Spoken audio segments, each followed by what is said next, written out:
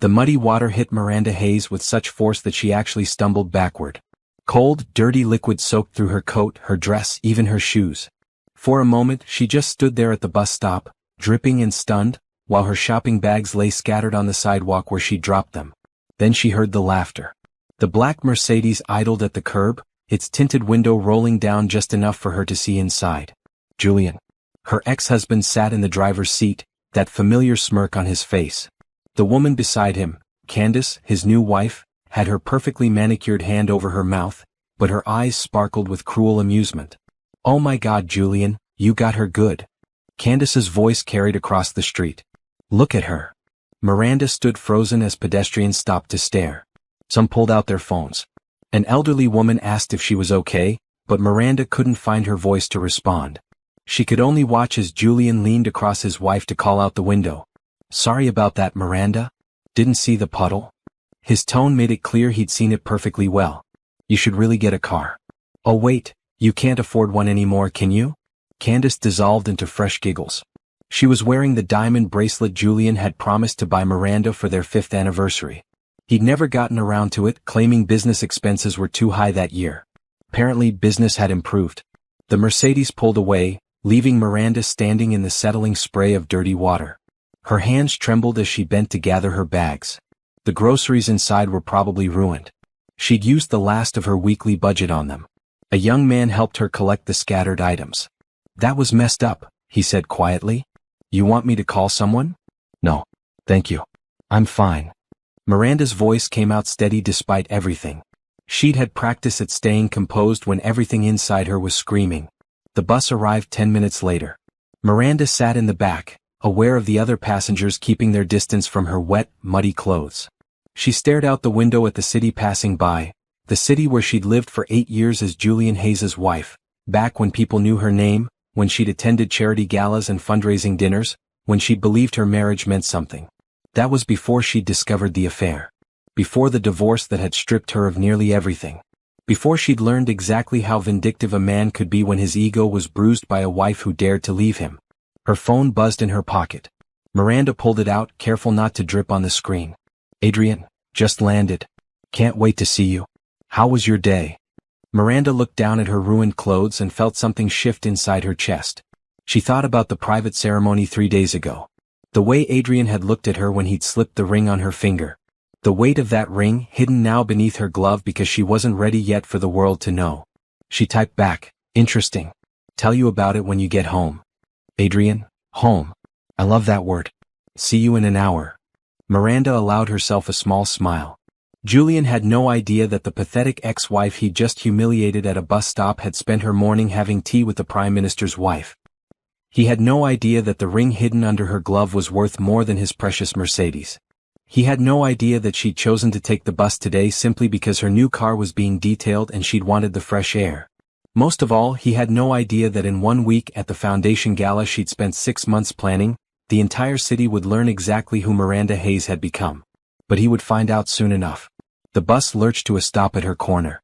Miranda gathered her bags and stepped off into the late afternoon light. She walked the 2 blocks to the townhouse, the one Adrian had insisted she keep in her name alone, the one with the address Julian didn't know.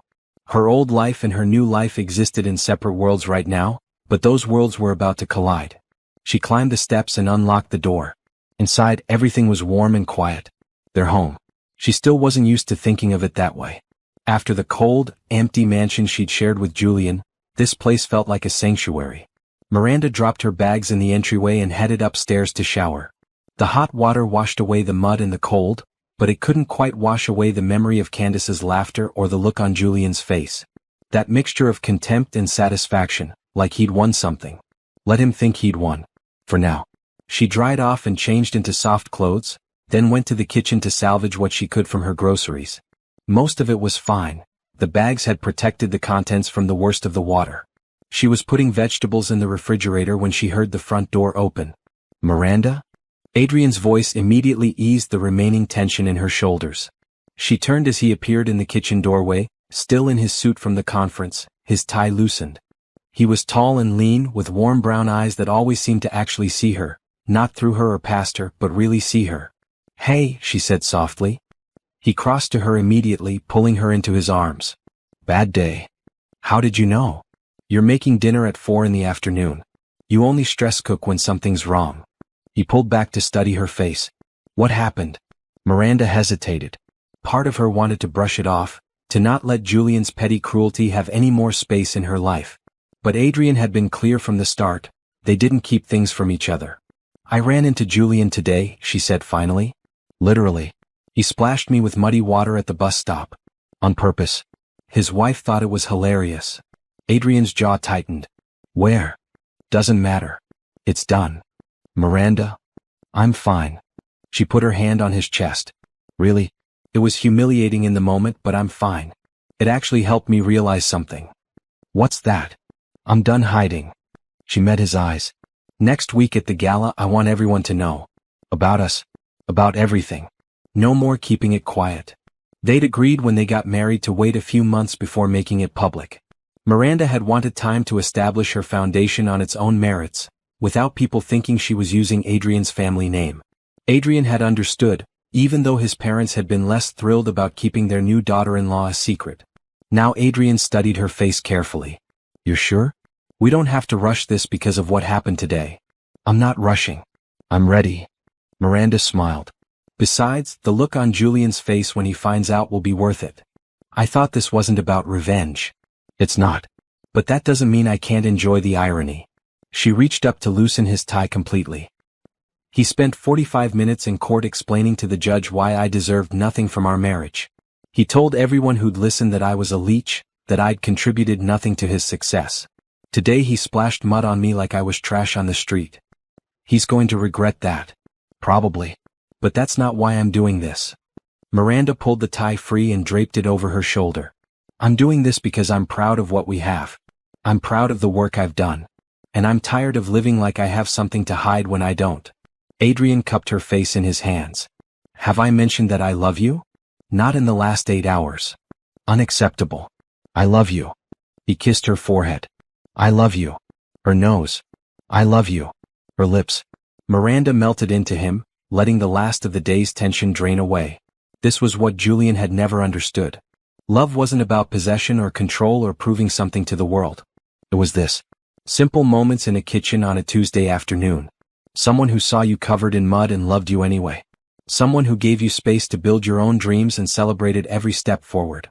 So next week, Adrian said when they finally broke apart. We tell everyone. Next week, Miranda confirmed. The foundation gala. Black tie. 500 guests. Every major donor, politician, and journalist in the city. Including Julian and Candace, who bought tickets before they knew I was involved. This is going to be quite an evening. Yes, Miranda agreed. Yes, it is. 3 months earlier, Miranda had been sitting in the hospital break room when Adrian first walked in. She'd been volunteering at City General for 2 months by then, helping in the children's ward during her afternoons. It was something she'd wanted to do during her marriage, but Julian had always dismissed it as a waste of time.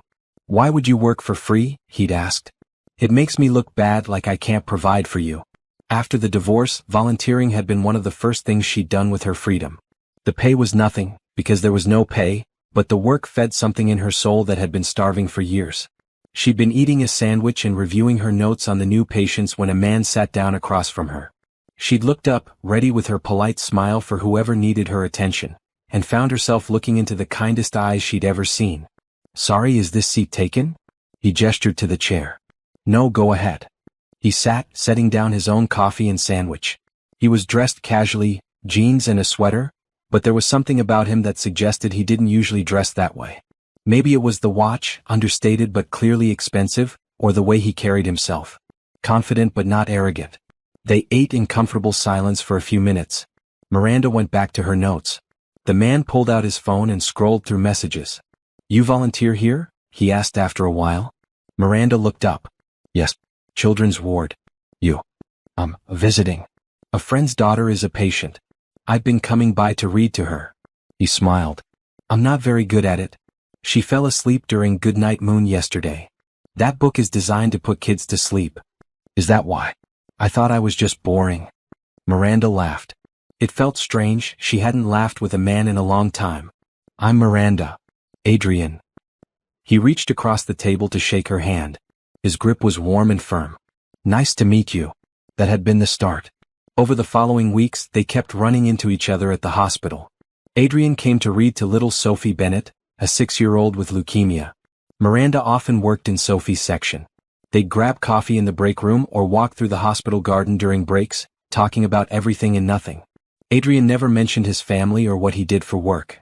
Miranda got the impression he had money, his clothes were too nice, his education too obvious, but he didn't flash it around. He listened more than he talked. He asked real questions about her life and actually seemed interested in the answers. She didn't tell him about Julian at first. Didn't mention the divorce or the humiliation of it or how some days she still felt like she was walking through fog. That was her past, and these afternoons with Adrian felt like the first truly good thing in her present. "Tell me something real about you," Adrian had said one day. They were sitting on a bench in the garden, watching the sunset paint the sky in shades of orange and pink. "Real? Something that matters to you. Not small talk. Something real." Miranda had thought about it. "I wanted to be a nurse when I was younger. Got into a great program, full scholarship. But then I met someone and he had different ideas about what I should do with my life. Thought it wasn't appropriate for his image." She paused. "I gave it up. That's my biggest regret. Not the relationship ending, that needed to happen. But giving up something I loved for someone who didn't appreciate it anyway." Adrian had been quiet for a long moment. "Is it too late? For nursing school? Probably. I'm 31. So by the time I finish I'll be 35. "You'll be 35 anyway," Adrian had pointed out. "Might as well be 35 doing something you love." It was such a simple observation, but it had cracked something open in Miranda's chest. She'd spent so long thinking of her life in terms of what was lost, what was behind her, what she couldn't get back. The idea that she could still build something new felt revolutionary. "What about you?" she'd asked. "Tell me something real." Adrian had hesitated. She'd sensed there was something he was holding back, but she didn't push. Everyone had their secrets. "I grew up with a lot of expectations on me," he'd said finally. "My family has very specific ideas about who I should be, what I should do, who I should marry. I've spent my whole life trying to live up to those expectations. Sometimes I wonder who I'd be if I could just choose. For myself. No expectations. No image to maintain. Just me. Who would you be?" "I don't know." He'd smiled at her. "Maybe I'm figuring that out." Their friendship had deepened over weeks that turned into months. Adrian started timing his visits to match Miranda's volunteer schedule. They'd have lunch together, take walks, talk about books and movies and the ridiculous hospital politics that Miranda was learning to navigate. She told him about her foundation idea, a nonprofit that would provide medical care to underserved communities. He'd encouraged her, helped her think through the logistics, even connected her with some contacts who might be interested in funding. Miranda had fallen in love so gradually she hadn't noticed it was happening. Until one day she'd been laughing at something Adrian said and looked up to find him watching her with an expression that made her breath catch.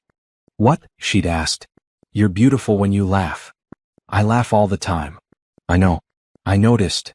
That night, after months of careful friendship, Adrian had kissed her in the hospital parking lot under the fluorescent lights. It wasn't romantic or cinematic, but it was real. His hands had been gentle on her face, his lips soft against hers, and Miranda had felt something she'd thought was dead inside her flicker back to life. Oh. They'd started dating officially after that. Quiet dates at restaurants where Adrian wasn't recognized. Movies in the afternoon. Long walks through parts of the city where nobody knew either of them. Adrian still hadn't told her much about his family or his work, and Miranda had assumed he was private by nature. She'd respected it. God knows she hadn't been forthcoming about every detail of her past either. It wasn't until Adrian had taken her to meet his parents that everything had clicked into place. The car had pulled up to an estate that made Julian's mansion look like a cottage. Security gates. Guards. A driveway that went on for what felt like miles.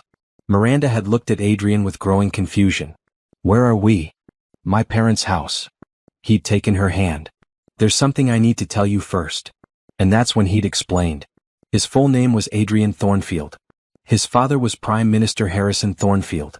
The reason he'd been so careful about where they went, why he'd kept his work vague, why he'd never mentioned his last name, he'd wanted her to know him for who he was, not what his family represented.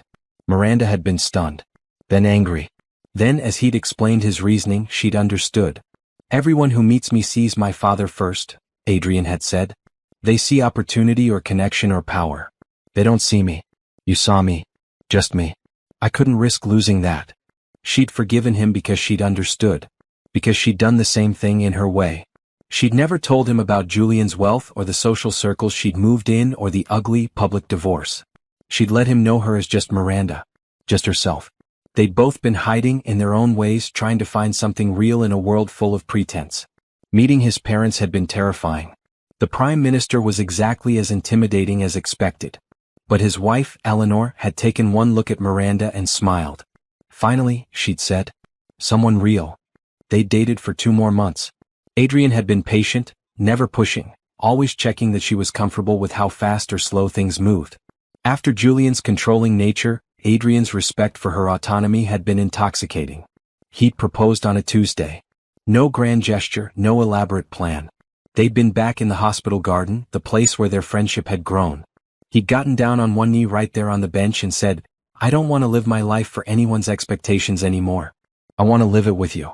Will you marry me?" Miranda had said yes before he'd even finished asking. The wedding had been small, just family at the Thornfield estate. Miranda had worn a simple white dress. Adrian had cried during his vows. The Prime Minister had made a toast about how his son had finally learned what really mattered. Eleanor had welcomed Miranda to the family with genuine warmth. They'd agreed to keep it quiet for a while. Miranda had wanted to launch her foundation on her own merit. Adrian had understood. His parents had been less enthusiastic but had agreed to respect their wishes. And for 3 months, Miranda had lived in this strange dual reality. By day she was Miranda Hayes, divorced and working to build something meaningful with her foundation. By night she was Miranda Thornfield, married to one of the most eligible men in the country, daughter-in-law to the Prime Minister. It had been exhausting maintaining the separation. But it had also been necessary. She'd needed to prove to herself that she could build something on her own, without riding anyone's coattails, without anyone dismissing her work as just another rich wife's hobby project. The foundation gala would change all of that. After next week everyone would know. The dual reality would collapse into one. Miranda wasn't sure if she was ready for that level of scrutiny, but she knew she was ready to stop hiding. Ready to stand beside Adrian publicly and claim the life they were building together. She'd worked too hard and come too far to keep living like her happiness was something to be ashamed of. 6 months before meeting Adrian, Miranda's life had collapsed in the space of a single afternoon. She'd found the hotel receipts in Julian's jacket pocket while checking for his dry cleaning ticket. At first she'd thought it was a mistake. Julian traveled for business all the time. Hotels were part of his routine. But these hotels were local. Same-day check-ins and check-outs. Always the same room number. Always charged to his personal credit card, not the business account. Miranda had stood in their bedroom, holding the receipts, feeling the floor tilt under her feet. She'd known intellectually that this moment could come. Julian had been distant for months. Cold. More critical than usual. Coming home later and later. But knowing something was possible and having proof in your hands were two different things. She'd hired a private investigator. 3 weeks later, he delivered his report with photos that made her physically ill. Julian and Candace, his secretary, entering hotel rooms together. Kissing in restaurant parking lots. His hand on her lower back in ways that weren't professional. 6 months of documented betrayal. Miranda had confronted Julian that night. She'd expected anger, maybe denial. What she'd gotten was so much worse. "Oh, you figured it out." Julian had actually seemed relieved. "Good. I'm tired of sneaking around anyway." "That's all you have to say? What do you want me to say? That I'm sorry? I'm not." He'd poured himself a drink, completely calm. "You've been dead weight for years. No career, no ambition, just floating through life on my success. Candace actually challenges me. She understands the business world. She's a partner, not a pet." The casual cruelty of it had stolen her breath. "I gave up nursing school for you. I never asked you to do that. You said it would be embarrassing for you if your wife had to work. And you chose to listen. That's not on me." Julian had taken a long drink. "Look, this doesn't have to be ugly. We'll get divorced quietly. I'll give you a reasonable settlement. You can move on with your life." But it had gotten ugly. So ugly. Julian's lawyers had been vicious. They'd painted Miranda as a gold digger who'd contributed nothing to the marriage. They'd argued that she deserved minimal support since she'd chosen not to work. They'd brought up every penny she'd spent during the marriage and framed it as evidence of her parasitic nature. Miranda's lawyer had been competent but outmatched. She'd been working with what she could afford, which wasn't much compared to Julian's legal team. The judge had ultimately sided with Julian on most points. She'd gotten a small settlement, enough to live on for maybe a year if she was careful, and none of the property. The house, the cars, the vacation home she'd loved, all Julian's. Apparently, everything purchased during the marriage was his because he'd been the one earning the money. The social fallout had been just as bad. Their friends, she'd thought they were their friends, had chosen Julian. The charity boards she'd served on had quietly stopped calling. Invitations had dried up. People she'd known for years suddenly didn't have time for lunch. She'd moved into a small apartment in a part of the city where nobody knew her. She'd gotten a job as a receptionist at a medical clinic, the only place that would hire someone whose last real work experience was over 8 years ago. She'd volunteered at the hospital because it made her feel useful, like she was contributing something to the world even if Julian thought she'd never contributed anything to their marriage. Those first months after the divorce had been the darkest of her life. She'd wake up at 3 in the morning, unable to breathe, wondering how she'd ended up here. How had she let someone else define her so completely that when they left, she barely knew who she was? She'd considered calling her parents, but they'd passed away years ago. No siblings. The friends she'd had before Julian were long gone, lost to years of prioritizing his schedule over her own relationships. She'd been completely alone. Some days the loneliness had been physical. An actual weight pressing on her chest. Other days it had been freeing. Nobody to answer to. Nobody criticizing her choices or telling her she was wasting her potential by reading to sick kids. Nobody making her feel small. She'd started rebuilding herself piece by piece. The receptionist job had led to a connection with a doctor who'd been impressed by her work ethic. He'd encouraged her to think about going back to school. She'd started researching programs, making plans, imagining a future that looked nothing like her past. The foundation idea had come from Dr. Patterson, the doctor who'd mentored her. He talked about how many people in underserved communities had no access to basic medical care. How preventable diseases went untreated because people couldn't afford to see a doctor. How the system was failing the people who needed it most. Someone should do something about that, Miranda had said. Why not you? Dr. Patterson had asked. It had seemed impossible at first. She had no money, no connections, no experience running a nonprofit. But she'd started researching anyway. Learning about grants and fundraising in nonprofit structures. She'd written a business plan on legal pads during her lunch breaks. She'd reached out to everyone she could think of who might have advice or resources. Most people had ignored her. A few had been patronizing. But some, people like Dr. Patterson, had believed in her vision. They'd offered advice, made connections, opened doors. By the time she'd met Adrian, she'd been in the early stages of building something real. The foundation existed on paper. She had a board of advisors. She had preliminary approval for her nonprofit status. What she didn't have was funding or a clear path forward. Adrian had changed that. Not because of his money or his connections, though those had certainly helped, but because he'd believed in her. He'd seen her vision and said, yes, this matters. Do it. His mother Eleanor had been even more instrumental. Once Miranda had joined the family, Eleanor had used her considerable social influence to arrange meetings with potential donors. She'd coached Miranda on how to pitch her vision, how to ask for money without apologizing for needing it, how to turn a conversation into a commitment. You're not begging, Eleanor had told her. You're offering them the opportunity to be part of something meaningful. That's a gift. The gala next week was the culmination of 6 months of nonstop work. Miranda had secured major donations from 15 different sources. She had programs ready to launch in 3 different neighborhoods. She had staff hired and facilities leased. Her foundation was real, funded, and ready to change lives. None of it would have happened if Julian hadn't thrown her away like she was nothing. Some nights, Miranda lay awake wondering if she should feel grateful to him for that. If being destroyed had been necessary for her to rebuild herself into someone stronger. But mostly she just felt angry. Angry that it had taken losing everything to find herself. Angry that she'd wasted 8 years on a man who'd never valued her. Angry that he'd gotten to walk away unscathed while she'd had to claw her way back to dignity. The anger was useful though. It kept her focused. It reminded her why she could never go back, no matter what Julian might say or do now that she was rebuilding her life. Some doors once closed needed to stay that way. Next week, when Julian saw her at the gala, when he realized what she'd built and who she'd become, she wanted him to feel something approximating what she'd felt. Not the devastation, she wouldn't wish that on anyone. But the realization that he'd thrown away something valuable. that he'd been wrong about her worth. That would be enough. The morning of her wedding, Miranda had woken up alone in the guest room at the Thornfield estate and wondered if she was making a mistake. Not about Adrian, she was certain about him. But about doing this so soon after her divorce.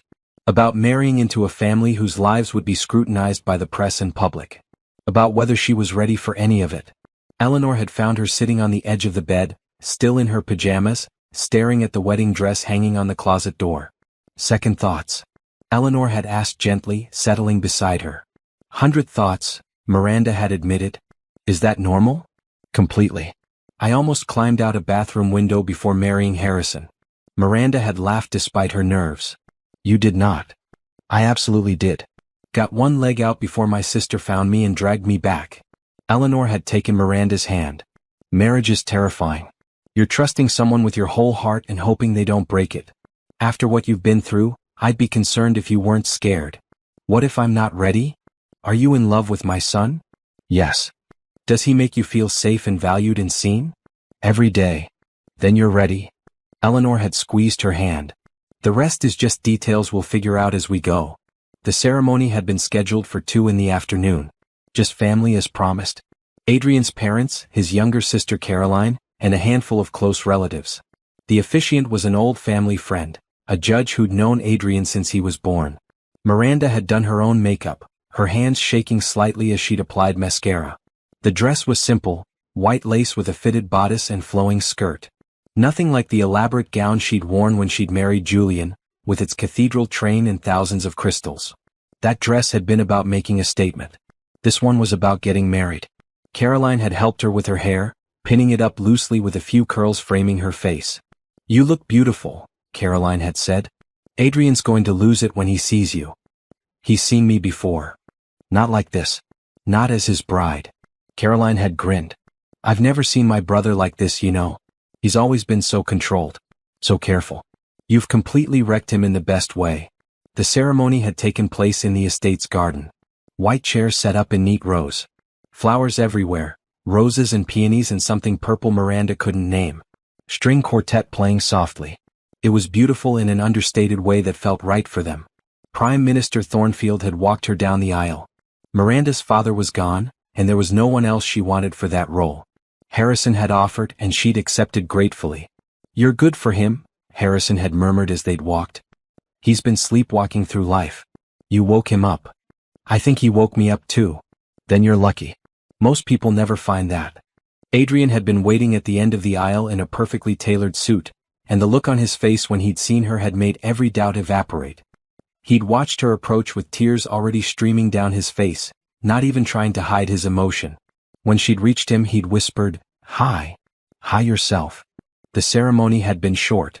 Traditional vows that they'd both stumbled over slightly, too emotional to speak clearly. Adrian had slipped the ring on her finger with shaking hands. She'd done the same for him. The judge had pronounced them married, and Adrian had kissed her while their small group of family had cheered. That was it. Simple. Private. Perfect. The reception had been dinner in the estate's formal dining room. The table had been set with china that probably cost more than Miranda's entire apartment. The food had been incredible, course after course prepared by the family's chef. Wine had flowed freely. Toasts had been made. Prime Minister Thornfield had stood with his glass raised. My son has always made me proud, but never more than today. He's found someone who sees him for who he truly is, not for what he represents. That's a rare gift. Miranda, welcome to our family. We're better for having you. Eleanor had cried through her entire toast. I prayed for this. For Adrian to find someone real.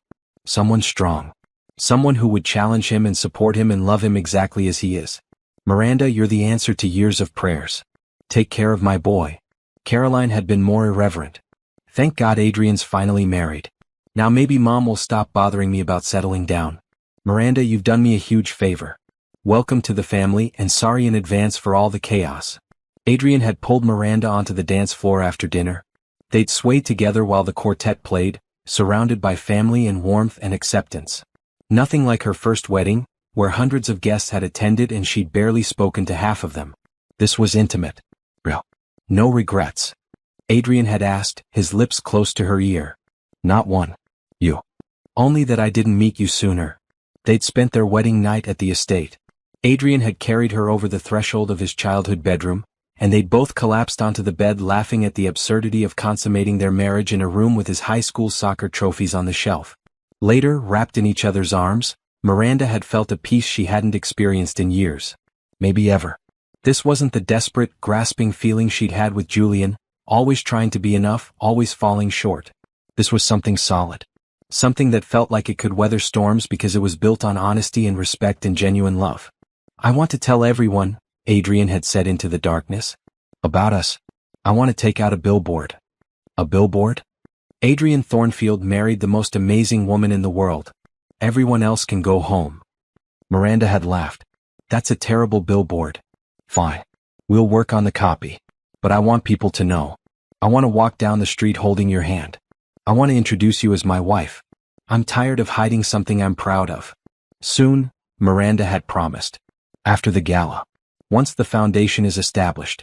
Then we'll tell everyone and deal with whatever comes. "You're sure?" "I'm sure. I need this. I need to know I built something on my own first." Adrian had kissed her forehead. "Okay. But the day after that gala, I'm telling everyone I meet. Fair warning." "Deal." They'd fallen asleep like that, wrapped together in his too small childhood bed, married and happy and completely unprepared for how complicated their lives were about to become. The next morning, Miranda had said goodbye to the Thornfield family and returned to her apartment, the one she'd kept because she needed space that was just hers. Adrian had understood. They spent most nights together anyway, alternating between his townhouse and her place, but having her own space mattered. After years of living in Julian's world, being consumed by his needs and preferences, Miranda needed to maintain her independence. The ring had stayed on her finger though. She'd worn it hidden under gloves when she went out, but when she was home or with Adrian, she wore it proudly. The weight of it reminded her that she wasn't alone anymore. She was choosing to be with someone, not clinging to them out of fear or need. That distinction mattered more than she could explain. For 3 months, they'd lived in their private bubble. Working on the foundation by day, building their marriage at night. Learning each other's rhythms and quirks and habits. Adrian left wet towels on the bathroom floor. Miranda couldn't go to sleep with dishes in the sink. He was a morning person. She needed 2 cups of coffee before she could form sentences. He liked action movies, she preferred documentaries. They'd learned to compromise, to communicate, to build a life that worked for both of them. It had been the happiest 3 months of Miranda's life. And next week it would all go public. The protective bubble would burst. But she was ready. They were ready. At least she hoped they were. The foundation's office was a converted brownstone in a neighborhood that desperately needed the services Miranda was planning to offer. She'd chosen the location carefully, close enough to downtown to be accessible, but situated in a community where people actually needed medical care they couldn't afford. The building had good bones but needed work. She'd spent weeks overseeing renovations, choosing paint colors and arranging furniture. Her office was on the 2nd floor, small but bright, with windows overlooking the street. She'd furnished it simply, a desk, 2 chairs for visitors, filing cabinets, and a single plant that she kept forgetting to water. On the wall behind her desk, she'd hung the foundation's mission statement, printed in simple black letters. "Healthcare is a human right. We exist to make that right a reality." Dr. Patterson had laughed when he'd seen it. "Subtle." "I'm done with subtle," Miranda had replied. "Subtle doesn't change anything." Her staff was small but dedicated. Dr. Patterson had agreed to serve as medical director, working part-time between his hospital shifts. She'd hired 2 nurse practitioners, Lena Rodriguez and James Chin, both of whom had experience working in community health centers. There was also Felicia, a cheerful administrative assistant who kept everything running smoothly, and Terrence, who handled outreach and community relations. They'd opened their doors 6 weeks ago, offering basic medical services on a sliding scale. People could pay what they could afford even if that was nothing. The response had been overwhelming. On their first day, 50 people had shown up. Now they were seeing nearly 100 patients a week. Miranda worked 18-hour days sometimes. She met with donors in the mornings, worked in the office handling paperwork and logistics in the afternoons, and often stayed late into the evening meeting with community leaders or reviewing budget reports. Adrian had expressed concern more than once that she was burning herself out. "This matters," she told him. "These people need us. I can't slow down when there's so much work to do. You also need sleep. And food. And occasional breaks. I'll rest after the gala." But even Miranda knew that was a lie. After the gala, There would be expansion plans to implement. New facilities to open. More staff to hire. The work would never really be done and she wouldn't have it any other way. One afternoon, a woman named Patricia had come in with her daughter Zoe. Zoe was 7, small for her age, and had been coughing for weeks. Patricia had looked exhausted, wearing scrubs from the nursing home where she worked double shifts to make ends meet. "I know she needs to see a doctor," Patricia had said, her voice tight with worry and shame. "But I can't afford it. We don't have insurance. I just started this job and the benefits don't kick in for 90 days. I thought maybe it would go away on its own, but it's getting worse." Lena had examined Zoe and diagnosed a treatable respiratory infection. She'd written a prescription and explained the treatment plan. When Patricia had asked what she owed, Lena had glanced at Miranda. "Whatever you can manage," Miranda had said gently. "Our sliding scale goes all the way to 0. Patricia's eyes had filled with tears. "I can give you $20 right now. I get paid Friday. I could bring more then. $20 is fine. And there's no rush on the rest." After they'd left, Miranda had sat in her office with her head in her hands. This was why the foundation existed. For people like Patricia, who worked themselves to exhaustion and still couldn't afford basic health care for their children. For kids like Zoe who shouldn't have to suffer because of a broken system. Julian would have called it a waste. All this effort for people who couldn't pay. Where was the profit?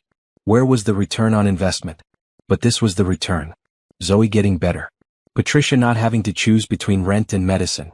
People in this community knowing they had somewhere to turn when they were sick or hurt or scared. Adrian had understood immediately when she told him about Patricia that evening. That's what it's all about, isn't it? Those moments. Those moments and thousands like them that we'll hopefully have. Miranda had leaned against him on the couch. Every person we help is someone who might have ended up in the emergency room with a preventable crisis. Or worse, didn't go anywhere at all and just suffered. We're actually changing things. You're changing things, Adrian had corrected. This was your vision. Your work. I'm just lucky enough to watch it happen.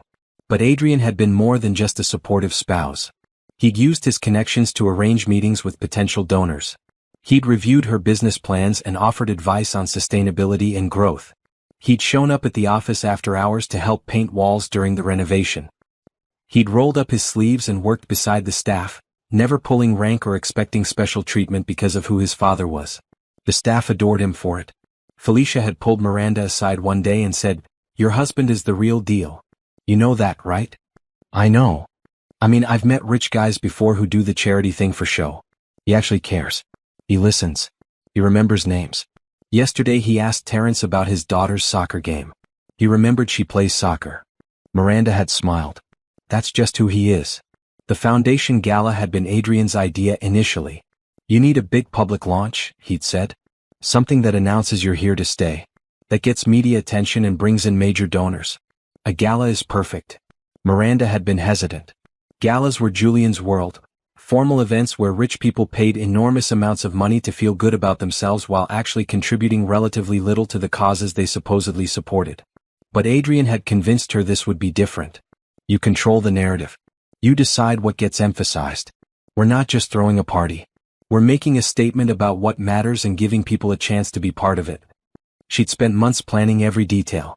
The venue was the Grand Ballroom at the Riverside Hotel, elegant but not ostentatious. The menu was sourced from local businesses whenever possible, with a portion of proceeds going to a food bank. The entertainment was a jazz quartet from a community arts program. Everything about the event was designed to reflect the foundation's values. Tickets had sold quickly. At $500 a plate, it wasn't cheap, but it wasn't outrageously expensive either. The goal was to make it accessible enough that regular people who believed in the cause could attend, while still raising significant funds. Julian and Candace had bought their tickets in the first week. Miranda had seen their names on the list and felt her stomach drop. But Felicia had been thrilled. "Your ex is coming? Oh, this is going to be good." "Why is that good?" "Because he's going to walk in expecting the same scared woman he divorced, and instead he's going to find you running the show. That's called poetic justice, honey." Miranda hadn't thought of it that way. She'd been too busy worrying about the awkwardness, the possibility of confrontation, the questions people might ask about why her ex-husband was attending her event. But Felicia was right. This was her territory now. Her event. Her achievement. Julian was just another guest in the audience. Let him come. Let him see what she'd built without him. Better yet, Let him see what she'd built in spite of him. The week before the gala, Miranda had barely slept. There were a million last-minute details to handle. Seating arrangements to finalize. Speeches to rehearse. Donor packets to assemble. She'd practically lived at the office, surviving on coffee and the sandwiches Adrian insisted on bringing her. "You need to eat real food," he'd said, unpacking containers from their favorite deli. "I ate real food this morning." "Coffee isn't food." "It is if you believe hard enough." He'd sat down across from her desk and waited until she stopped typing and looked at him. "You're ready, you know. Everything's in place. The gala is going to be perfect." "You don't know that." "I do. Because you've checked every detail 17 times. Because you care more about this succeeding than anything else. Because you're brilliant at this." He'd taken her hand. "And because next week, when we tell everyone we're married, I want you to enjoy the look on your ex-husband's face instead of worrying about whether the caterers showed up on time." Miranda had laughed despite her stress. "You're really looking forward to that, aren't you?" "I'm looking forward to everyone knowing you're mine and I'm yours. The fact that it will also destroy your ex-husband's evening is just a bonus." She'd squeezed his hand. "Thank you." "For what?" "For believing in this. For believing in me. For not needing me to be anything other than what I am." "That's the easy part," Adrian had said. "What you are is already everything." While Miranda had been building her foundation, Julian's world had been quietly falling apart. She didn't know this yet. Their lives had diverged completely after the divorce, and she'd made a point of not keeping tabs on him. But the collapse had started months ago, gathering momentum in ways Julian either couldn't see or refused to acknowledge. It had begun with his business partner, Richard Lawson. Julian and Richard had been running Blackstone Investments together for 6 years. The company managed wealth for high-net-worth clients, promising aggressive returns through what Julian called innovative strategies. What he'd failed to notice, or had chosen to ignore, was that Richard's strategies were increasingly creative accounting that bordered on fraud. Miranda had actually warned him about Richard once years ago. She'd been at a company dinner and overheard Richard talking to another partner about moving money between accounts in ways that seemed designed to hide losses. She'd mentioned it to Julian that night. "Richard's doing something with the client accounts that doesn't sound right." Julian had barely looked up from his laptop. "You don't understand finance, Miranda. Richard knows what he's doing." "I'm just saying it sounded." "You're not a partner. You're not even an employee. Stay in your lane." She'd never brought it up again. Now those chickens were coming home to roost. The Securities and Exchange Commission had launched an investigation into Blackstone Investments 3 months ago. They discovered that Richard had been using new investor money to pay returns to old investors, a classic scheme that only worked until it didn't. He'd also been falsifying account statements and moving money between accounts to hide losses. Julian claimed he'd known nothing about it. He'd been focused on client relations and business development, he said, while Richard handled the actual portfolio management. But the investigators weren't convinced that the company's CEO could be that oblivious to what his partner was doing. Even if Julian wasn't criminally liable, the civil penalties would be devastating. The company was finished. Clients were suing. Assets were frozen. The mansion Julian had fought so hard to keep in the divorce was mortgaged to the hilt, and he couldn't make the payments with his income stream dried up. Then there was Candace. His new wife had proven to be expensive in ways Julian hadn't anticipated. She'd wanted a new wardrobe befitting her position as Mrs. Hayes, a luxury car to replace her practical sedan, a membership at the country club, regular spa days, designer handbags, first-class vacations. Julian had provided all of it, wanting to prove that upgrading from Miranda to Candace had been the right call. Look at what he could offer a woman who appreciated success. Look at what he was capable of when he had a real partner instead of dead weight. But now the money was gone and Candace was noticing. The credit cards were maxed out. The country club membership had lapsed. Her last 2 paychecks from work had gone toward household expenses because Julian's accounts were frozen pending the investigation. She'd started complaining. Little digs at first, comments about how other couples they knew were doing better, questions about when his situation would be resolved, suggestions that maybe she should look for a higher-paying job since they needed the income. Julian had brushed it off initially. This was temporary. Once the investigation concluded and cleared his name, he'd rebuild. They'd be fine. Better than fine. But as weeks turned into months, Candace's complaints had grown sharper. Last week, she'd come home from lunch with friends and said, "Susan's husband just bought her a lake house. When are we going to get back to that level?" "We're in the middle of a legal crisis, Candace." "I'm aware. I'm just wondering when it's going to end. This isn't what I signed up for. What you signed up for? We've been married for 6 months. Exactly. 6 months of living in limbo while you figure out this mess with Richard. I gave up my career to be your wife. Julian had wanted to point out that she'd still been working as his secretary when they'd gotten married, and that he'd actually encouraged her to keep her job once they realized how bad their financial situation was. But he'd bitten his tongue. Fighting with Candace wouldn't help anything. The truth was he'd been thinking about Miranda a lot lately. More than he should. He'd see something and think about how she would have reacted. He'd come home to the dark, empty mansion. Candace was always out with friends now, and remember how Miranda used to have dinner ready, how the house had felt warm and lived in. He'd remember how Miranda had supported him through the early years of building his business. How she'd never complained about the long hours or the stress. How she'd believed in him even when things were tight. He'd thrown her away like she was nothing. Convinced himself he needed someone more dynamic, more ambitious, more exciting. And what had that gotten him? A wife who was clearly looking for an exit strategy now that the money had dried up. A business in ruins. A reputation destroyed.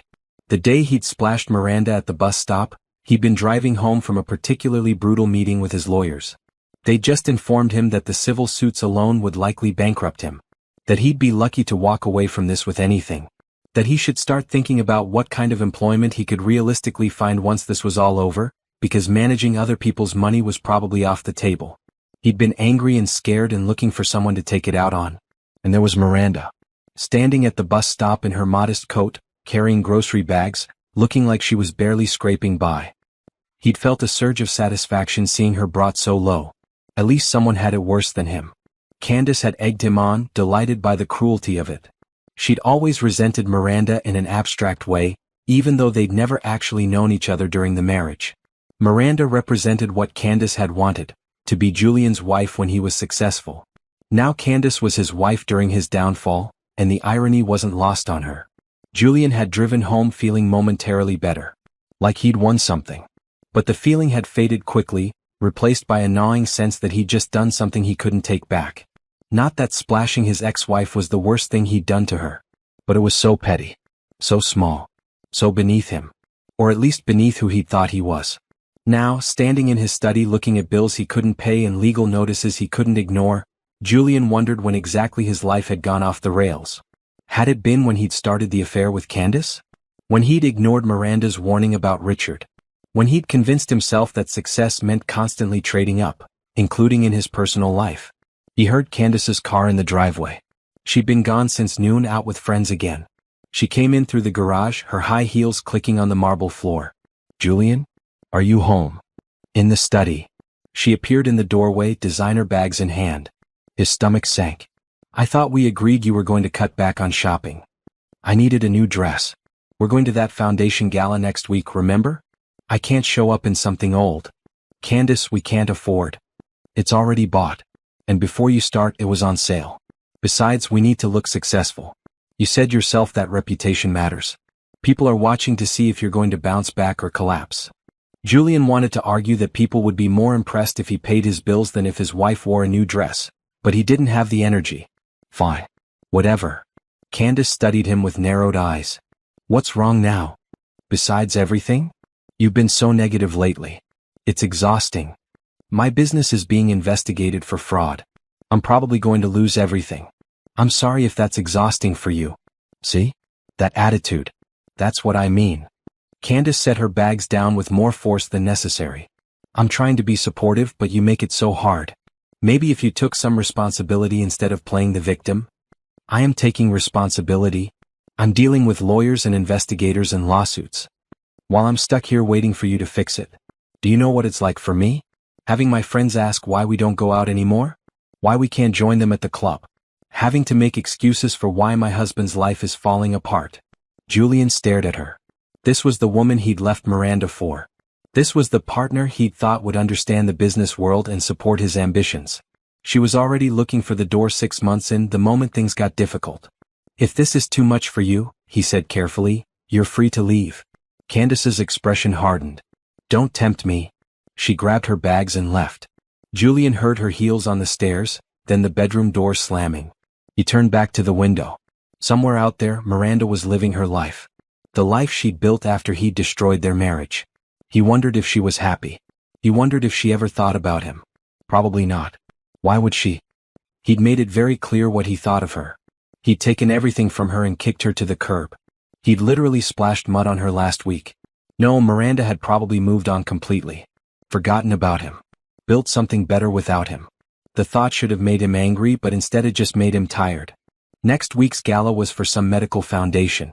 Candace had insisted on going, excited about the chance to dress up and be seen. Julian had agreed because it was easier than fighting. He hadn't even looked at what foundation it was or who was running it. Just another event where he'd have to pretend everything was fine while his world crumbled around him. He could do that for one more night. The day of the gala, Miranda woke up at 5 a.m. despite having only gone to bed 3 hours earlier. Her mind was racing with last-minute details and contingency plans. She gave up on sleep and went for a run, pounding through the quiet streets while the city was still dark. Adrian was awake when she got back, making coffee in the kitchen. Couldn't sleep either? Miranda asked. I slept fine. I'm just excited. He handed her a mug. Today's the day. Everything you've worked for comes together. And everyone learns you're mine. You're really focused on that last part. I've been married to the most amazing woman for 3 months and nobody knows.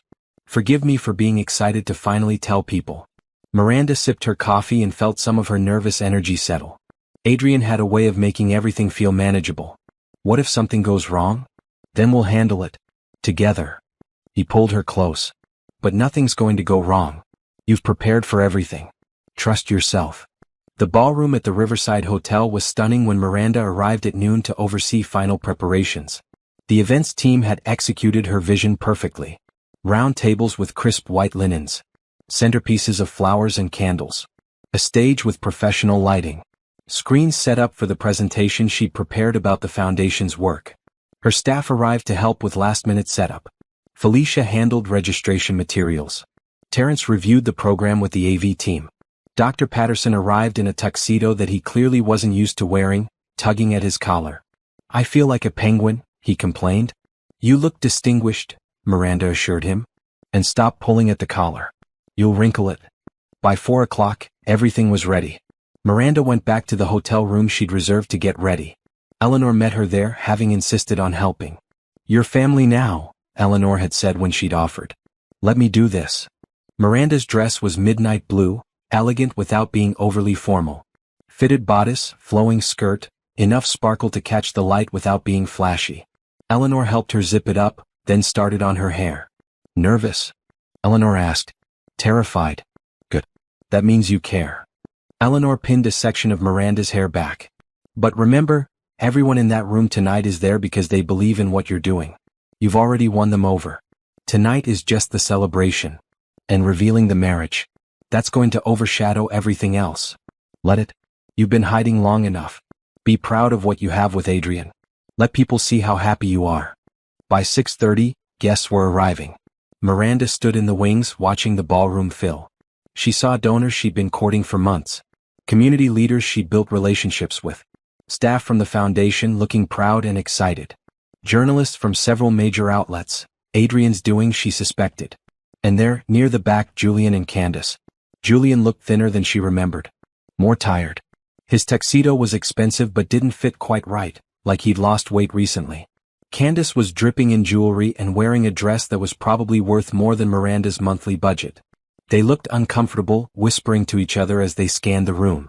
Miranda felt a wave of something, not quite satisfaction but close to it. Let them be uncomfortable. This was her world now. Adrian appeared beside her, devastating in his tuxedo. Ready? As I'll ever be. You look incredible, by the way. I should have led with that. Miranda smiled. You look pretty good yourself. The program started at 7. Miranda had carefully choreographed the evening. Cocktail hour with networking. Dinner. A presentation about the foundation's work. Testimonials from patients. And then her speech, which would include the announcement. Dinner passed in a blur. Miranda barely tasted her food, too focused on what was coming. She gave the presentation she'd rehearsed dozens of times, showing photos and statistics about the community's health needs and how the foundation was addressing them. She played a video testimonial from Patricia, the mother whose daughter they'd treated for the respiratory infection. Before the foundation, I didn't know where to turn, Patricia said on screen. I couldn't afford a doctor. I was scared my daughter would get sicker and I wouldn't be able to help her. The foundation gave me hope. They gave my daughter the care she needed. They showed us that we matter. There wasn't a dry eye in the room. Miranda saw people reaching for their checkbooks. Then she introduced Dr. Patterson, who spoke about the medical side of their work.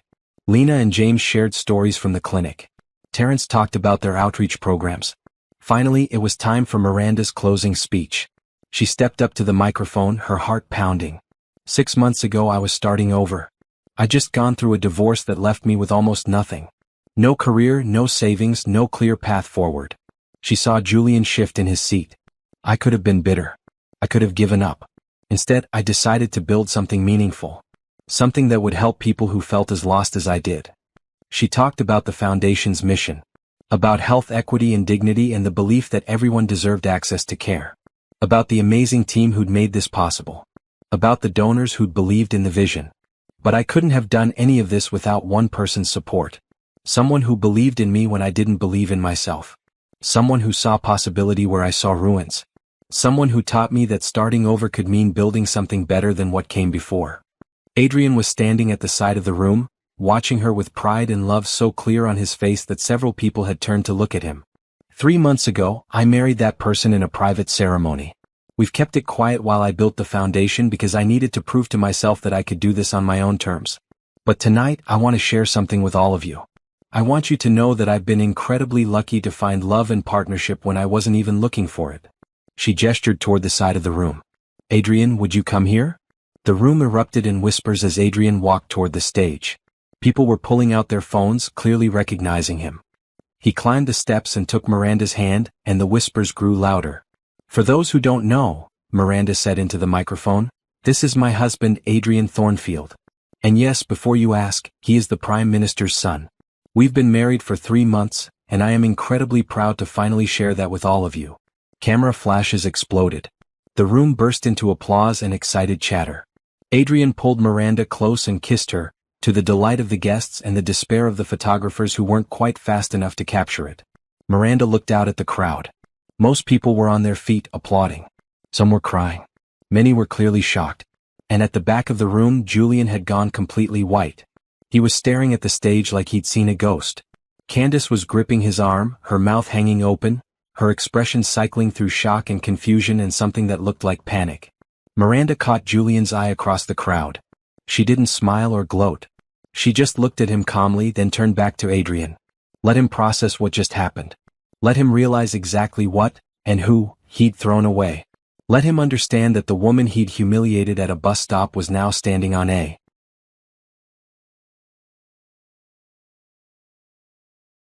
stage as the founder of a successful nonprofit and the wife of one of the most powerful young men in the country. That was revenge enough. The applause seemed to go on forever.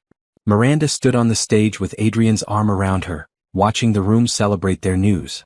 But underneath the joy and excitement, she was watching reactions. Some people looked genuinely happy. Others looked stunned. A few were already on their phones, presumably texting the news to everyone they knew. And Julian looked like he was going to be sick. When the applause finally died down, Miranda returned to the microphone. Thank you. Now, let's talk about how we're going to change healthcare in this city. She transitioned smoothly into the fundraising portion of the evening. She outlined the foundation's expansion plans, 3 new clinics in underserved neighborhoods over the next 18 months. A mobile health unit to reach people who couldn't get to a fixed location. A partnership with local schools to provide health education and screening. The price tag for all of it, $2 million over 3 years. I know that's a significant amount, Miranda said. But consider what it means. Thousands of people who currently have no access to care will be able to see a doctor. Children who are sick will get treatment. Chronic conditions will be managed before they become crises. We're not just treating illness, we're investing in healthier communities. She prepared donor packages with different giving levels. Bronze level at $10,000. Silver at $25,000. Gold at $50,000. Platinum at $100,000. The packages were displayed on tables at the back of the room, staffed by volunteers ready to process donations. We have commitment cards at every table, Miranda continued. Please take a few minutes to consider what level of support feels right for you. Every dollar goes directly to providing care. We have no high-paid executives. I'm still living on a volunteer salary myself. This is about impact, not overhead. She stepped back from the microphone to more applause. Adrian squeezed her hand as they walked off the stage together. The rest of the evening was chaos in the best way. People swarmed Miranda and Adrian, offering congratulations and asking questions. How did they meet? When did they get married? Why had they kept it secret? Was there a story there? Miranda and Adrian had agreed on what to share. They'd met at the hospital where Miranda volunteered. They'd fallen in love gradually. They'd married privately because Miranda had wanted to establish her foundation on its own merits first. That was all true and all appropriate to share. What they didn't mention was the depth of Miranda's past with Julian, or how recently her divorce had been finalized, or how complicated those first months of rebuilding had been. That was their private story, not for public consumption. Eleanor and Prime Minister Thornfield arrived halfway through the evening. Their presence caused another wave of excitement and phone cameras. Eleanor embraced Miranda warmly. "I'm so proud of you," she whispered. "You've done something remarkable here." The Prime Minister was more reserved but clearly pleased. "Well done, Miranda. This is exactly the kind of work that matters. You're making a real difference." They worked the room like the political professionals they were, talking to donors and community leaders, lending their considerable credibility to the Foundation's mission. Miranda watched in awe as they operated. This was her family now. These people who could command a room's attention with their presence, who could make donors feel valued and important, who knew exactly what to say to turn interest into commitment. By 9 o'clock, Miranda was exhausted but exhilarated. The donation table was overwhelmed.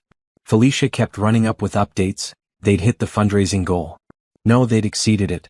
No, wait, they'd doubled it. People were writing checks for amounts that made Miranda's head spin. She was talking to a couple who owned a chain of pharmacies about a potential partnership when she saw Julian approaching. Adrian was across the room with his parents, too far away to intercept. Julian looked worse up close. His eyes were bloodshot. His jaw was tight. Candace trailed behind him, her earlier excitement replaced by obvious anxiety. "Miranda," Julian said. "Can we talk?" Every instinct told her to refuse. But they were in public, surrounded by witnesses and cameras. Making a scene wouldn't help anyone. Of course. Miranda kept her voice polite but cool. "Julian, Candace, thank you for coming tonight. You married Adrian Thornfield." Julian said it like an accusation. "The Prime Minister's son." "I did." "When?" 3 months ago." She watched him do the math. 3 months meant right around the time he'd splashed her at the bus stop. Maybe before. Probably before. "So when I saw you at that bus stop." "I was already married, yes." Miranda kept her expression neutral. "Was there something else you wanted to say, Julian?" "I have a lot of people to talk to tonight. He ran his hand through his hair. "I had no idea. You were taking the bus. You looked like you were barely getting by. You thought I was as pathetic as you tried to make me? That the divorce had broken me? That you'd won?" Miranda's voice was quiet but firm. "You were wrong."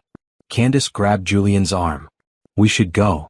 "I didn't know," Julian said again. He looked almost desperate. "Miranda, I'm sorry. For everything. The divorce, the things I said last week at the bus stop." "Stop."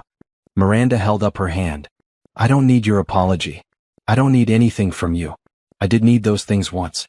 I needed you to see my value, to treat me with respect, to be the partner you promised to be. But I don't need that anymore. I found someone who gives me all of that without me having to beg for it. I made a mistake." "You did. Several of them. But they're not my problem anymore." Miranda glanced at Candace, who was staring at the floor. "I hope you've both found what you're looking for. Now if you'll excuse me, I have a gala to run." She turned and walked away, her head high. She felt Julian's eyes on her back but didn't look around. Adrian appeared at her side moments later. "You okay?" "I'm perfect." And she meant it. Talking to Julian hadn't hurt the way she'd thought it might. She'd felt nothing but a distant sort of pity for the man who tried so hard to diminish her. "Good." Adrian kissed her temple. "Because there are about 6 journalists who want to interview you. Are you up for it?" "Absolutely." The interviews were actually fun. The journalists wanted to know about the foundation, about her plans for expansion, about how she'd gone from volunteer to founder. They asked about Adrian too, but in the context of how they'd met and what he thought about her work. The focus stayed on the foundation, which was exactly what Miranda had hoped for. One journalist from the City Times asked, "Do you have any message for other people who are trying to rebuild their lives after a setback?" Miranda thought carefully. I think we all have moments where we feel like we've lost everything. Like there's no path forward. But endings can also be beginnings if we let them. The worst thing that ever happened to me freed me to build something I never would have attempted otherwise. So my message is, don't let anyone else define your worth. Not a former spouse, not a boss, not society. You get to decide what your life means. And it's never too late to start over. The journalist smiled. That's beautiful. Thank you. By 11 the gala was winding down. The donors had left, the journalists had their stories, and the staff was beginning cleanup. Miranda's feet ached from her heels and her face hurt from smiling, but she felt lighter than she had in years. Adrian found her sitting at one of the empty tables, shoes off, just watching the cleanup crew work. Successful evening? He asked. Beyond successful. We raised over $4 million. $4 million. Adrian whistled. That's incredible. I know. We can do everything I planned and more. We can hire additional staff. We can fast-track the mobile unit. We can actually make the kind of impact I'd only dreamed about. You did this. Adrian sat beside her. Not me, not my family, not anyone else. You built this from nothing and convinced a room full of strangers to believe in your vision. That's all you. Miranda leaned against him. Can we just sit here for a minute? Before we go home and deal with what comes next. We can sit here as long as you want. They sat in comfortable silence, watching the ballroom return to normal. Tomorrow the news would be everywhere. There would be follow-up interviews and phone calls and probably some criticism from people who thought she'd used Adrian's name for her own gain. There would be complicated logistics to figure out as she navigated being both a non-profit founder and the Prime Minister's daughter-in-law. But tonight, she just wanted to sit with her husband and appreciate what they'd built together. A real partnership. A real marriage. A real life that was theirs and no one else's. By the way, Adrian said eventually, my mother wants to host a proper reception for us. Now that the secret's out. She's already talking about guest lists and venues. Of course she is. We can say no if you want. Miranda thought about it. A big reception would mean more attention, more scrutiny, more time in the spotlight. But it would also mean celebrating with their full community. Introducing Adrian's world to her world. Building bridges between her new life and his. Let's do it, she said. But nothing ostentatious. I want it to feel like us, not like a political event. Deal. Adrian pulled her closer. Ready to go home? More than ready. They gathered their things and headed for the exit. As they passed through the lobby, Miranda saw her reflection in the mirrored wall. She looked tired but happy. Successful. Confident. Nothing like the broken woman who'd stood at that bus stop just a week ago letting muddy water drip down her coat. That woman was gone. In her place was someone stronger. Someone who'd survived the worst and built something beautiful from the wreckage. She caught Adrian's eye in the reflection and smiled. He smiled back, and Miranda felt a surge of gratitude for the strange path that had led her here. Sometimes losing everything was the only way to find out what you were really made of. The morning after the gala, Miranda woke to her phone vibrating non-stop. She groaned and reached for it, squinting at the screen. 53 notifications. Texts, emails, calls. Social media was exploding. Adrian, she mumbled, poking him. Wake up. We're famous. We were already famous. I'm the Prime Minister's son, remember? You were famous. Now I'm famous too. It's very disconcerting. Miranda scrolled through her phone. The news was everywhere. Every major outlet had run the story, some version of mystery woman who married Prime Minister's son revealed, or healthcare advocate Cinderella story. Most of the coverage was positive, focusing on the foundation and Miranda's mission. But there were also gossip pieces speculating about her past, why they'd kept the marriage secret, and whether she'd been with Adrian while still married to someone else.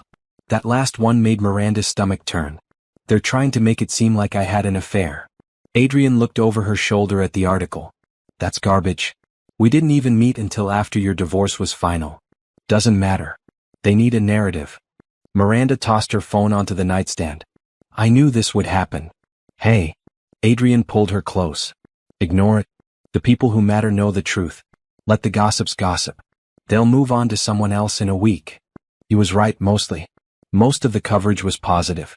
The foundation was getting unprecedented attention. Donations were still coming in through the website. By noon, Felicia had called 3 times to report that they'd had to shut down the donation portal temporarily because the traffic was crashing the server. This is a good problem, Felicia said on the 3rd call. But I'm going to need to hire someone just to handle the media requests. We've had 17 interview requests this morning alone. Hire whoever you need, Miranda said. Use the discretionary fund if you have to. By evening, the initial frenzy had calmed slightly. Miranda and Adrian ordered dinner in and tried to have a normal evening, but the phones kept buzzing. Eleanor called to check in. Caroline sent a string of celebratory emojis. Dr. Patterson called to say that the hospital foundation had reached out about a potential partnership. This is going to change everything, he said, excitement clear in his voice. We can do things we never thought possible. Miranda felt the weight of it all settling on her shoulders. The expectations. The scrutiny. The responsibility of having so many resources and so many people watching to see what she did with them. You're spiraling, Adrian observed from the couch. I'm not spiraling. You're definitely spiraling. You get this little crease between your eyebrows when you're overthinking. He patted the space beside him. Come here. Miranda sat and Adrian pulled her against him. What's going on in that head? What if I mess this up? What if I can't handle the pressure? What if people start digging into my past and then we deal with it together? Stop trying to carry everything alone. I'm not used to having help. I know, but you do now. You have me, my family, your staff, your board. You have an entire community of people who believe in you. Adrian tilted her face up to look at him. And even if you make mistakes, which you will because you're human, it doesn't change anything. You're still brilliant. You're still making a difference. You're still the woman I love. Miranda felt tears prick her eyes. That's really manipulative, saying perfect things when I'm vulnerable. I know. I'm terrible. He kissed her softly. Feel better? Slightly. Over the next week, the media frenzy gradually subsided. There were still stories, still interest, but the initial explosion of attention faded to a more manageable level.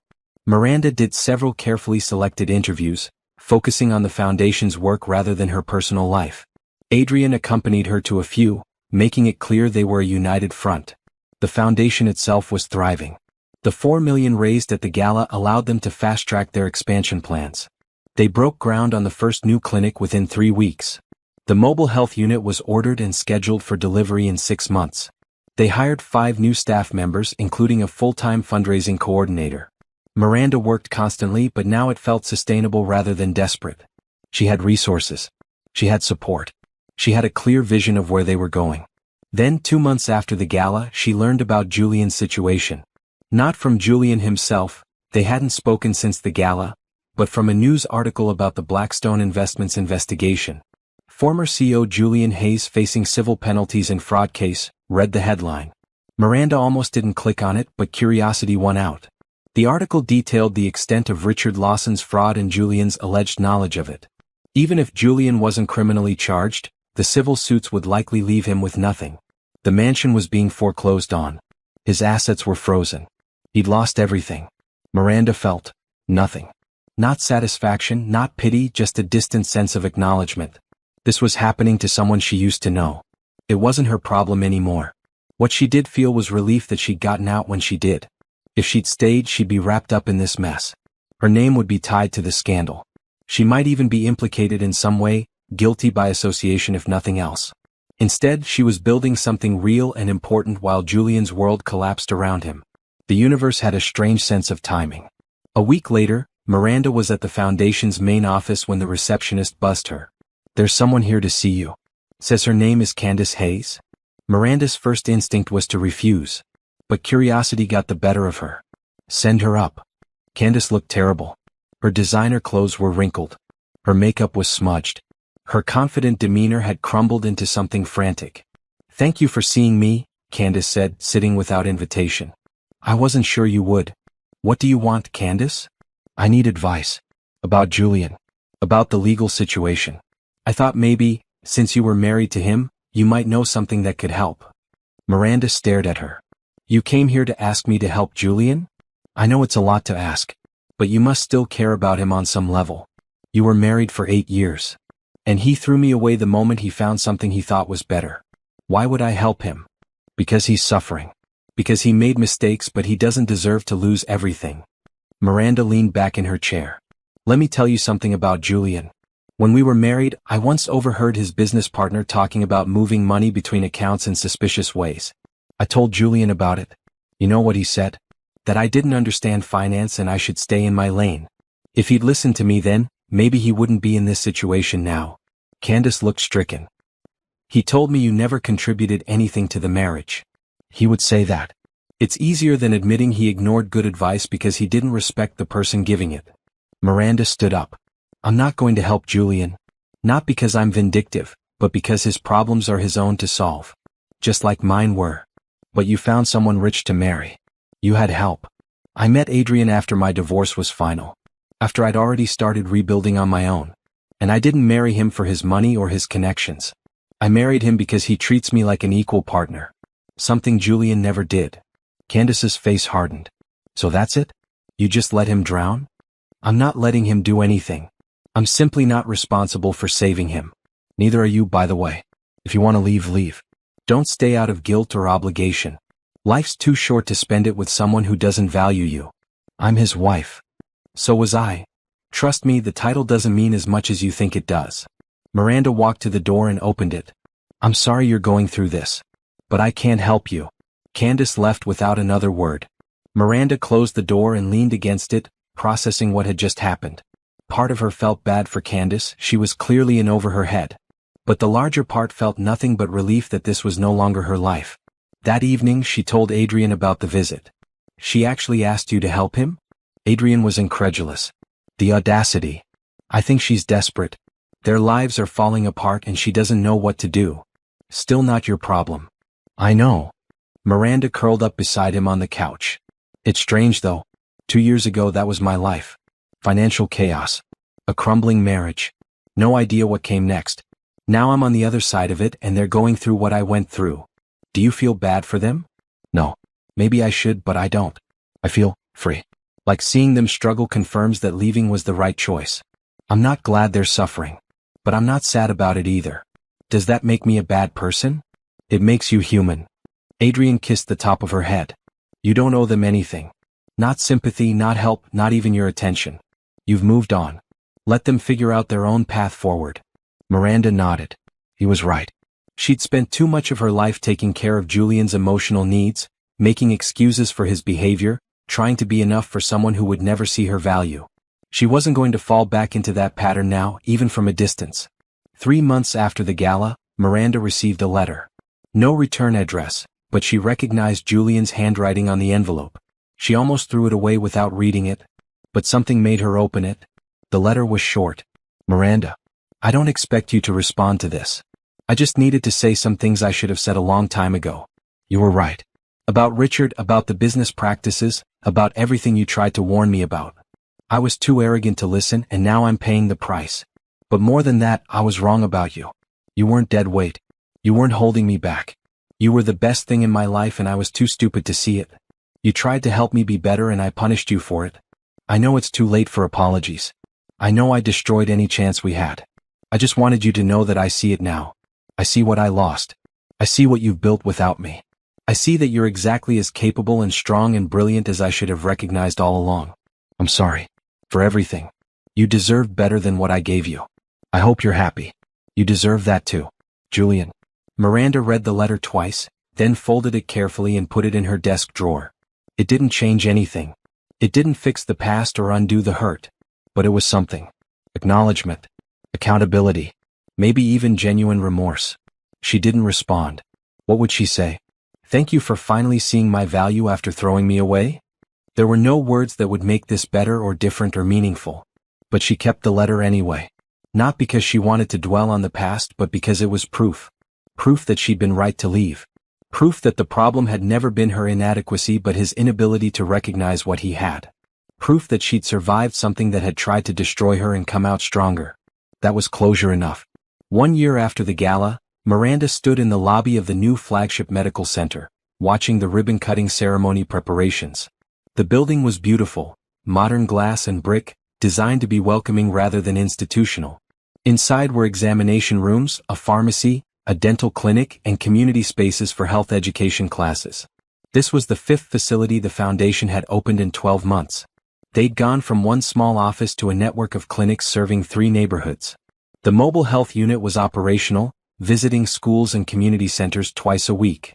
They'd seen over 15,000 patients in the past year. They'd hired 40 staff members. They'd partnered with hospitals and medical schools to create training programs for students interested in community health. Miranda had done this. Yes, she'd had help, Adrian's support, Eleanor's guidance, her amazing staff, generous donors. But the vision had been hers. The work had been hers. The relentless drive to make it happen had been hers. "You look proud," Adrian said, coming up beside her.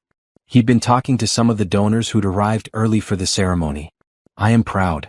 Miranda placed her hand on her stomach, where their daughter was making her presence known with increasingly forceful kicks. "We did something real.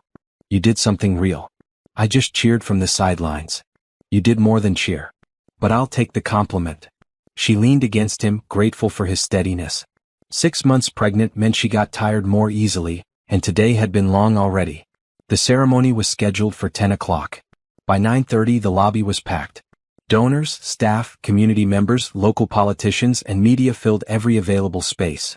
Prime Minister Thornfield was cutting the ribbon, lending his considerable prestige to the opening.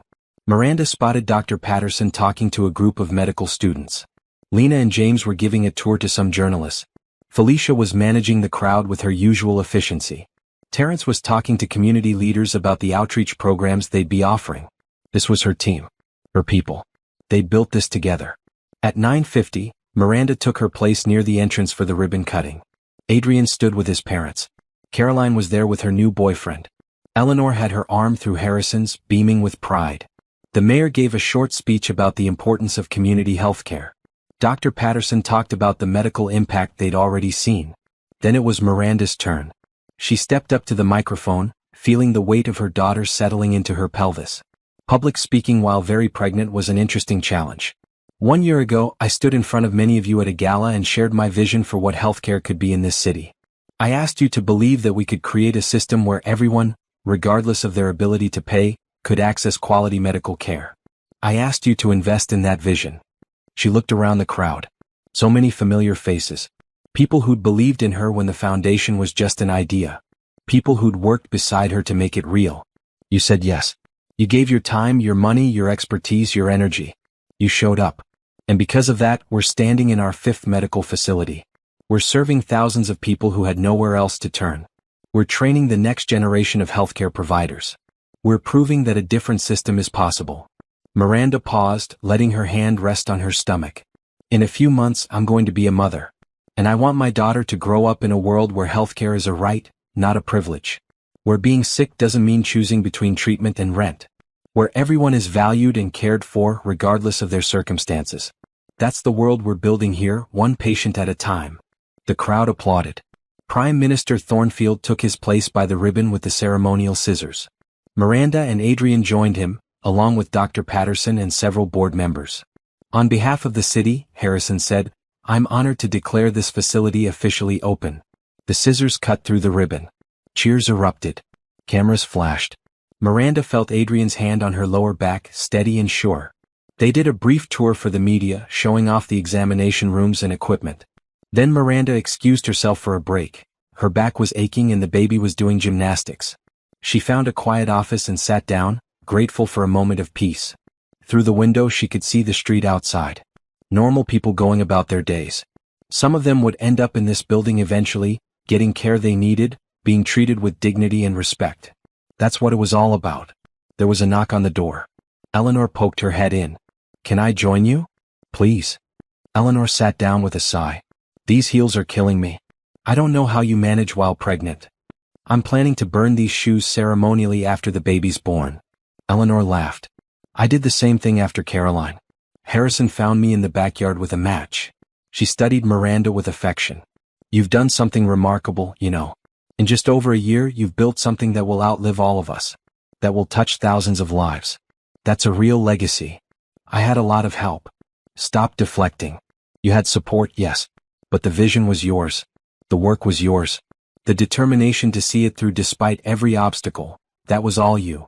Eleanor reached over and squeezed Miranda's hand. "When Adrian first told us about you, I was worried. Not because of anything about you specifically, but because my son has been hurt before.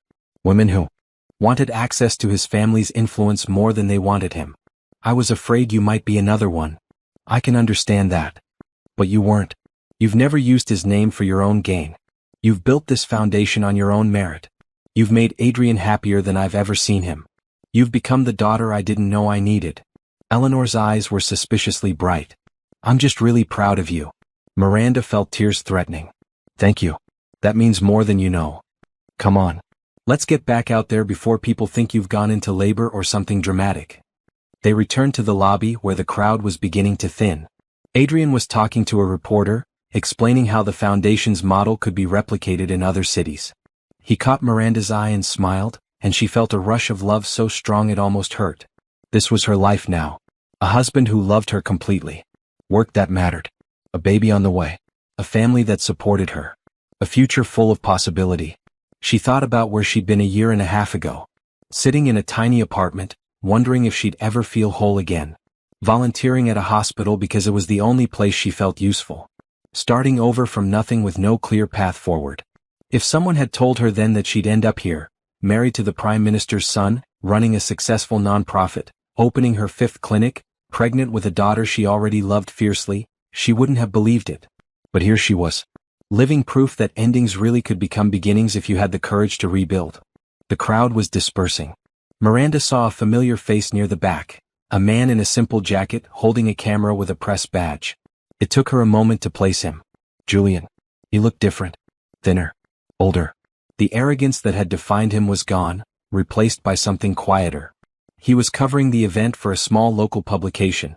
She'd seen the name on the media list but hadn't processed that he'd be the reporter. Their eyes met across the room. Julian gave a small nod. Not friendly, not hostile. Just acknowledgement. Miranda nodded back, equally neutral. Then he turned and left, just another reporter filing a story. She felt nothing watching him go. No anger, no satisfaction, no regret. He was just someone she used to know. Someone who'd been part of an old chapter that was definitively closed.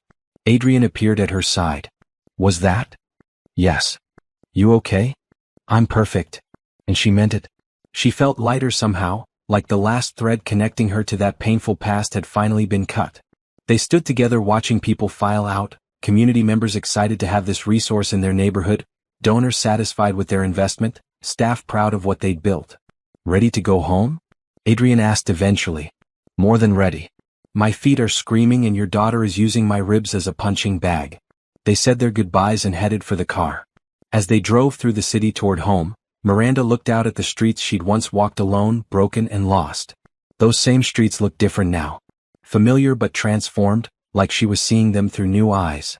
She thought about the woman she'd been, the one who'd let someone else define her worth, who'd given up her dreams to fit someone else's idea of what she should be, who'd believed the lie that she wasn't enough. That woman was gone. In her place was someone stronger. Someone who knew her value. Someone who'd survived the worst and built something beautiful from the wreckage. What are you thinking about? Adrian asked. How far we've come. How much has changed. Any regrets? Miranda thought about it. About the pain of the divorce, the humiliation, the struggle to rebuild. About all the hard days and dark nights when she'd wondered if she'd ever feel whole again. No, she said finally. No regrets. Everything that happened brought me here. To you, to this work, to this life. I wouldn't change any of it. Even the mud incident? Miranda laughed. Especially the mud incident. That was the moment I decided I was done hiding. Done being ashamed. Done letting my past define my future. Adrian reached over and took her hand. I love you. I love you too. They drove the rest of the way in comfortable silence. When they got home, Adrian insisted on carrying her bag despite her protests that she was pregnant, not fragile. Let me help, he said. That's what partners do. Inside, Miranda kicked off her shoes and collapsed onto the couch with a grateful sigh. Adrian brought her water and elevated her feet, fussing until she swatted him away. I'm fine. The baby's fine. We're all fine. I know. I just like taking care of you. You're going to be one of those dads who panics about everything, aren't you? Absolutely. I'm going to be insufferable. Adrian grinned. You signed up for this. Worth it. They spent the evening on the couch, talking about the opening, making plans for the foundation's next steps, discussing nursery colors and baby names. Normal evening conversation for their life now, a life that was everything Miranda had never known she wanted. Later, lying in bed with Adrian's hand on her stomach and their daughter kicking against his palm, Miranda thought about all the people who'd doubted her. Who'd written her off as nothing without Julian's name and money. who'd thought she'd never amount to anything on her own. She hoped they'd seen today's news coverage. Seen the medical center with her name on the building. Seen her standing beside the Prime Minister, being treated as an equal. Seen the proof that they'd been wrong about her. But more than that, she hoped other women in situations like hers, trapped in marriages that diminished them, told they were worthless, convinced they couldn't survive alone, saw it too. Saw that there was life after leaving. Saw that starting over was possible. Saw that their value wasn't determined by who they were married to or how much money they had or what anyone else thought about them. She hoped they saw it and found the courage to take that first terrifying step toward freedom. Because on the other side of that fear was a life worth living. A life built on your own terms. A life that was truly, completely, authentically yours. Miranda had found that life. And it was better than anything she'd ever imagined.